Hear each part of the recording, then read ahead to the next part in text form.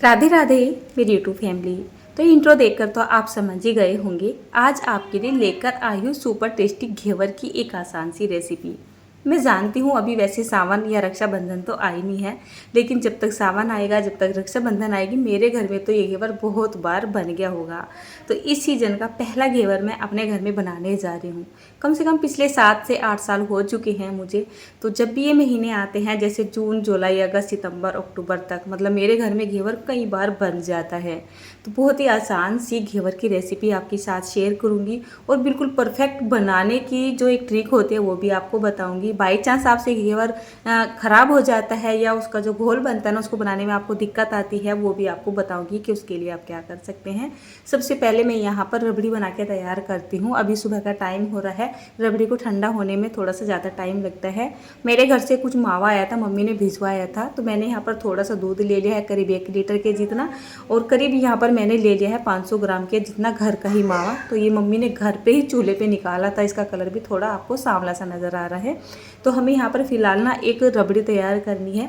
तो दूध में जब हम खोए को डाल के पकाएंगे तो दूध जल्दी से गाढ़ा हो जाएगा। तो जैसे ही यहाँ पे दूध हमारा गाढ़ा होता है, मीठा डाल देते हैं।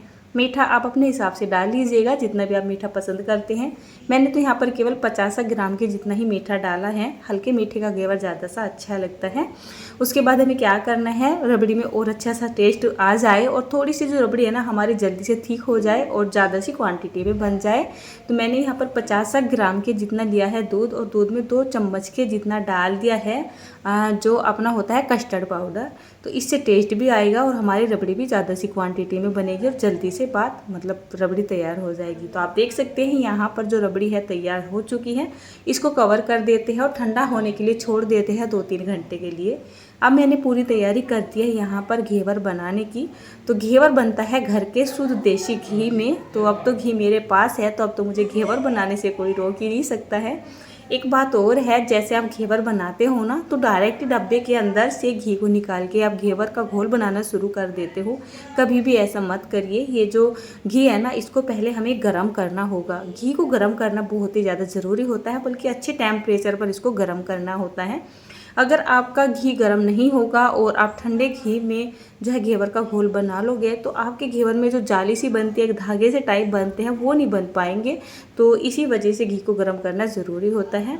घेवर का जो मेज़रमेंट है वो एक मतलब बहुत बड़ी अपने आप में एक मायने रखता है, एक तरीके से मतलब बहुत ही ज़्यादा ज़रूरी है। तो आज मैंने अपना कप ले लिया है, इसकी ना डंडी टूट गई है, इस पर पूरा मेज़रमेंट है। छोटे छोटे कप तो मेरे इधर उधर रखे हुए हैं, मैंने सोचा इसी से आपको जो है फुल मेज़रमेंट दे देती हूँ।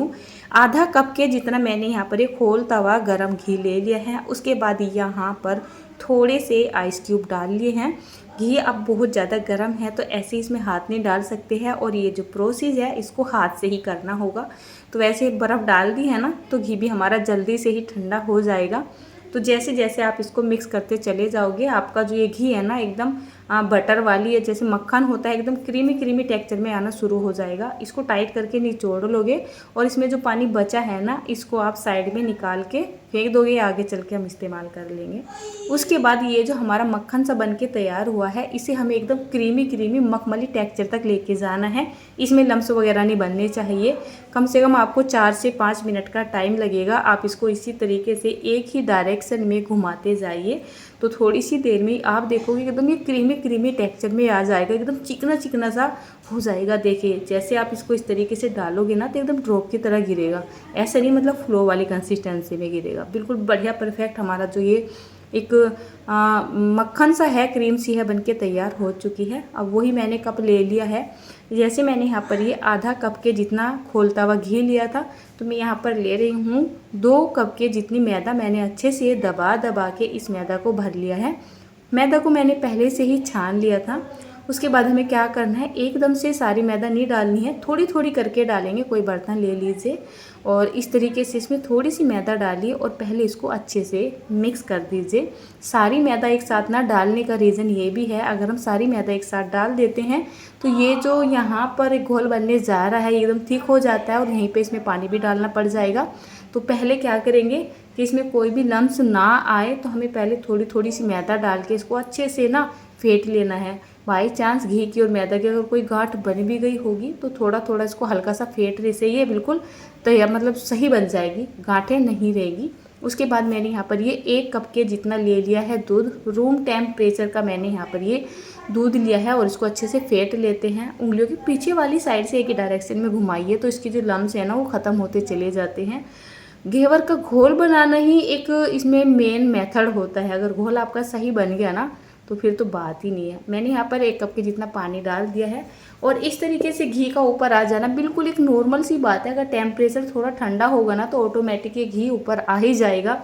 यहीं पे आप सोच लेते हो कि हमारा जो घोल है वो ख़राब हो चुका है। कोई बात नहीं, इसमें से थोड़ा सा घोल लीजिए और थोड़ी सी देर के लिए आँच के ऊपर रख दीजिए और इसको ना इस तरीके से चलाते रहिए। अब देखिए मैंने यहाँ पर गैस को एकदम लो करके रखा हुआ है क्योंकि इसमें मैदा जा चुकी है। अगर आपने हाई फ्लेम करके इसको रख दिया ना और चलाया नहीं इसको तो क्या होगा, वो मैदा नीचे चिपक जाएगी, उसमें गांठें बन जाएंगी। तो कंटिन्यू चलाते रहिए और बस उसको हल्का सा गर्म होने के बाद जैसे घी पिघलता है उसको यहाँ पे डाल दीजिए और अच्छे से मिक्स कर दीजिए। अब ये जो बची हुई हमारी मैदा थी ना इसको अब हम एक ही साथ डाल देंगे क्योंकि अब यहाँ पर लम्स वगैरह बनने का कोई भी चांस नहीं है, या घी जैसे तैर के ऊपर आया तो उसका भी चांस यहाँ पर ख़त्म हो चुका है। तो यहाँ पर हमें मिल चुका है एक लम्स फ्री जो होता है घोल। तो टोटली जैसे हमारी यहाँ पर जो है 2 कप के जितनी मैदा थी, इतनी मैदा में चला जाएगा करीब 4 से 5 कप के जितना पानी और प्लस हमने 1 कप के जितना यहाँ पर दूध डाल लिया है। आपका 4 से 5 कप या फिर 6 कप के जितना पानी जा सकता है। इसका एक पतला सा ही घोल बनाया जाता है, गाढ़ा घोल नहीं रखना चाहिए, नहीं तो घेवर में जाली नहीं बनेगी और वो परफेक्ट रिजल्ट नहीं आएगा जो सोच के आप घेवर बनाने लगोगे। अब मैं नहीं चाहती थी इसमें कोई भी मतलब दिक्कत आए तो मैंने इसको एक छलनी में छान लिया है। अगर कोई लम्स वगैरह होंगे तो छलनी में छानने के बाद वो भी ख़त्म हो जाएंगे। तो यहाँ पर हमें एक परफेक्ट घोल मिल चुका है। अब बारी आती है इसको बनाने की। एक बात और है, जब भी आप घेवर बनाओ तो घेवर का घोल साथ के साथ ही बनाओ। इस घोल को ऐसा नहीं है कि आपने इसको साइड में छोड़ दिया। एक बर्तन में मैंने आइस क्यूब यानी ठंडा पानी डाल लिया और घोल को यहाँ पर रख दिया है। अब ये हमारा घोल बिल्कुल तैयार हो चुका है घेवर बनाने के लिए।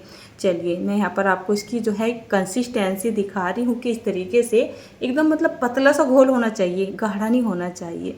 तो तैयार हैं। एक बात और है, आपको जैसे आपने यहाँ पर घेवर का घोल बनाया है और आप दूसरे काम में लग गए हो तो ऐसा आपको बिल्कुल नहीं करना है। 1 से 1.5 घंटे के अंदर इस घोल से घेवर बन जाना चाहिए, नहीं तो इसमें एक फर्मेंटेशन सी हो जाएगी और मतलब फ्लफी सा बनना शुरू हो जाएगा और आपका घेवर अच्छा नहीं बनेगा। तो यहाँ पर मुझे बड़ी दिक्कत सी होती है, मेरे पास सुविधाएं थोड़ी सी कम है और सामान मुझे इधर उधर ही रखना पड़ता है। आज घेवर बनाएंगे लोहे की इस कढ़ाई में। इसकी जो तली है ना ये हैवी है, इसको मैं जलेबी बनाने के लिए लेके आई थी तो मैंने इसी को धो धा के रख दिया है। पहले मैंने यहाँ पे डाल दिया है घी, क्योंकि इतना घी तो मेरे पास है, लेकिन ऐसा नहीं है कि मतलब पूरा मैं इसको घी में ही बनाऊंगी। मैंने यहाँ पर ऐसा डाला है ये 200 ग्राम के जितना घी और उसके बाद यहाँ पर मैंने रिफाइंड ऑयल डाल दिया है। अब इसको हमें गरम करना है। तो यहाँ पर ये मैंने ले लिया है एक केक मोल्ड। ये मैंने कई साल पहले केक बनाने के लिए मंगाया था, लेकिन इसमें केक अच्छा नहीं बनता है तो मैंने इसकी प्लेट को निकाल रखा है। इसमें मैं घेवर बना लेती हूँ। जब आपके तेल का टेम्परेचर एकदम हाई रहेगा, धुआंधार रहेगा और आप गैस का फ्लेम एकदम हाई रखिएगा और इस तरीके से थोड़ा थोड़ा करके घोल को यहाँ पे डालिएगा। ठंडे तेल में बिल्कुल भी नहीं डालना है, आपका घेवर बढ़िया नहीं बनेगा। मतलब ये जो घोल आप डाल रहे हो ना ये नीचे चिपक जाएगा। ऐसा होना चाहिए तेल का टेम्परेचर और जो आपका फ्लेम है उसकी आंच कि एकदम से आपके घोल को ऊपर की तरफ को उठा दे। जैसे ही आप यहाँ पर थोड़ा थोड़ा करके घोल को डालो और जो आपका घोल है ना एकदम से ऊपर को फन के आए, इसी वजह से इसमें बहुत ही परफेक्ट जाली बनती है। बीच सेंटर में बाई चांस अगर इसमें जगह नहीं बनती है, होल सा नहीं होता है जैसे कि इसमें हो रहा है, तो आप बेलन से, चाकू से या चम्मच वगैरह से इस होल को थोड़ा सा बना लीजिए। फिर इसको अच्छे सीखने दीजिए। अब यहाँ पे आप देख सकते हैं ना बहुत ही अच्छे से इसका कलर आ रहा है। मैंने मोल्ड को पहले खोल दिया है ताकि जो घेवर है ना अपने आप से ही इसमें से निकल आए। और उसके बाद इसके ऊपर थोड़ा सा ठंडा तेल डाल दिया है। जब हम ठंडा तेल इसके ऊपर से डालते हैं, नहीं रिफाइंड मैंने डाला है, तो जो हमारा घेवर है ना वो थोड़ा आसानी से निकल जाता है। लेकिन ये जो केक मोल्ड है ना ये काफ़ी पुराना हो रहा है, बड़ी दिक्कत कर रहा है। मतलब इसको मैं कस देती हूँ ना तो ये खुलने में थोड़ी दिक्कत करता है, तो इस वजह से मुझे इसमें थोड़ी सी दिक्कत आ रही थी, नहीं तो यहीं कहीं निकल जाता। इसमें थोड़ा जरबर सा भी लग रहा है। तो देखिए कोई बात नहीं, किसी जाली पे रख देते हैं इसको निकाल के। इसको बिल्कुल बढ़िया सा क्रिस्पी होने तक मैंने सेक लिया है। देख कितनी बढ़िया इसकी जाली बन रही है। बल्कि मैंने इससे पहले एक घेवर बनाया था और वो घेवर जब मैं इसमें से निकाल रही थी ना, तो निकालते वक्त गर्म तो हो ही रहा था मोल्ड। घेवर तो मेरा निकल गया। जैसे मैंने उसको जाली पे रखा, मेरे हाथ में से ये मोल्ड छूट गया और वो घेवर टूट गया। और ये ना मेरा दूसरा घेवर है। पहला घेवर भी मेरा ऐसा ही बना था और ये जो दूसरा घेवर है ये भी आप देख ही सकते हो। ये है मेरा पहला घेवर। देखिए क्या बढ़िया बना है। इसको अच्छे से सीखने देना है। ऐसा नहीं है कि कहीं को ये वाइट रह गया है, कहीं को ये लाल सा हो गया है।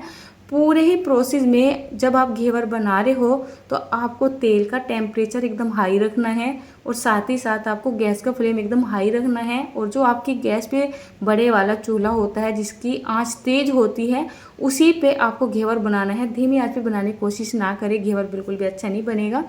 2 कप मैंने यहाँ पर मैदा ली थी, आधा कप के जितना मैंने केवल यहाँ पर घी लिया था। उससे मेरे 7 घेवर बनके तैयार हो चुके थे। और ये साइज में कोई छोटे भी नहीं है, काफ़ी बड़े बड़े घेवर है। मतलब मार्केट में इतने बड़े घेवर आते हैं। अगर आप एक ही घेवर लेने जाओगे तो आपको मेरे ख्याल से 200, 250, 300 रुपये तो देने पड़ेंगे। देखिए बहुत ही आसान होता है घेवर को बनाना। बस ये है घेवर को बनाने में थोड़ा सा ना पेशेंस का काम होता है, थोड़ा सा टाइम लगता है। जैसे हम कढ़ाई में घोल को डालते हैं ना, तो कम से कम वो 10 से 15 मिनट तक डालते रहते हैं। खड़े खड़े थोड़े से पैर से दुखने लगते हैं, मेरे तो बहुत ही दुखने लगते हैं। और मतलब इस तरीके से बनाना होता है। तो आप देख सकते हो यहाँ पर 5 घेवर तो मैंने ये ऊपर नीचे रख लिए हैं। एक घेवर मुझसे टूट गया था और अभी जो है एक घेवर रखा हुआ है साइड में ही। तो आप देख ही सकते हैं क्या बढ़िया ये जालीदार हमारे घेवर बनके तैयार हुए हैं। ना तो मैंने यहाँ पर किसी भी कलर का इस्तेमाल किया है। कितनी बार कर लेते हैं ना, जैसे घेवर बनाते हैं तो उसमें येलो कलर वगैरह डाल देते हैं ताकि घेवर का कलर अच्छा आए। अगर आप घेवर को बहुत ही अच्छे से सेक लोगे तो आपका घेवर का कलर ना ऐसा ही आएगा। अब आप देख ही सकते हैं 3 से 4 घंटे हो चुके हैं। रबड़ी बिल्कुल ठंडी हो चुकी है। जब गर्म थी काफ़ी पतली पतली सी नज़र आ रही थी, ठंडी हो गई है तो बिल्कुल गाढ़ी हो रही है, जैसे घेवर पे डालने की मतलब मुझे चाहिए थी।